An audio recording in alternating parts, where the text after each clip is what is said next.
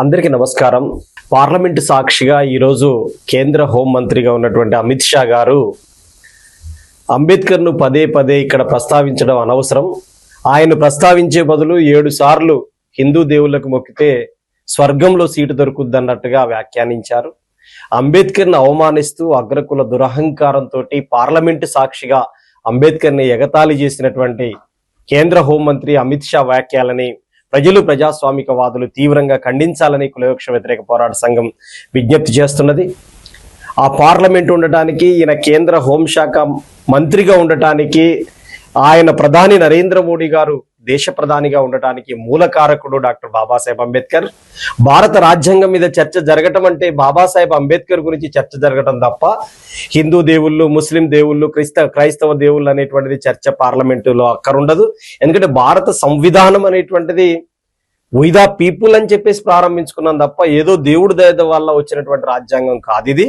కాబట్టి దేవుళ్లను మొక్కుకునేటువంటి స్వేచ్ఛను కూడా బాబాసాహెబ్ అంబేద్కర్ మీకు మత స్వేచ్ఛను కల్పిస్తూ కూడా ఆర్టికల్ 25ను భారత రాజ్యాంగంలో పొందుపరిచాడు. అందుకనే అమిత్ షా గారికి 7 సార్లు సుఖం దొరికే బదులు స్వర్గంలో సీటు దొరికే బదులు 700 సార్లు సీటు స్వర్గం దొరికే విధంగా ఆయన ఏ గుడి, చాలా గుళ్ళు ఉన్నాయి దేశంలో, వేలాది గుడులు ఉన్నాయి, ఆ గుడుల చుట్టూ తిరగొచ్చు, మంచి స్వర్గానికి ఆయన పోవడానికి అవకాశం ఉంటుంది. అట్లాంటి ప్రయత్నం ఆయన చేసుకోవచ్చు.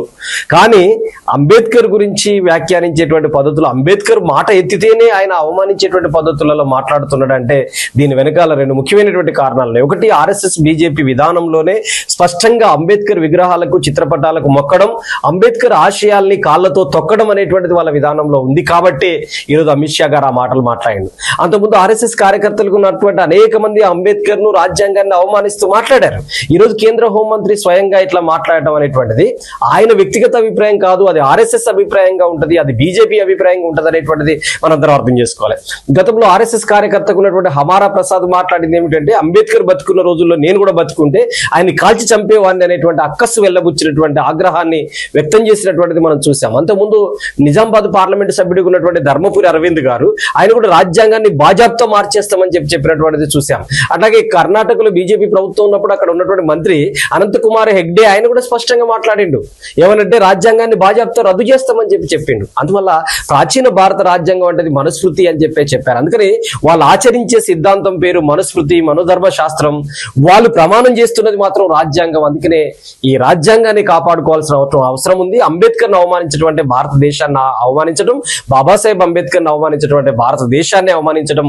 అందుకనే బేషరతుగా అమిత్ షా గారు తక్షణమే భారతదేశ ప్రజలందరికీ క్షమాపణ చెప్పాలని చెప్పేసి విజ్ఞప్తి చేస్తున్నాం. రేపు రాష్ట్ర వ్యాప్తంగా నిరసన కార్యక్రమాలు తెలియజేయాలని చెప్పేసి కేవీపీఎస్ శ్రేణులకి, సామాజిక కార్యకర్తలకి, వివిధ రాజకీయ పార్టీలకి కులవివక్ష వ్యతిరేక పోరాట సంఘం కేవీపీఎస్ విజ్ఞప్తి చేస్తుంది.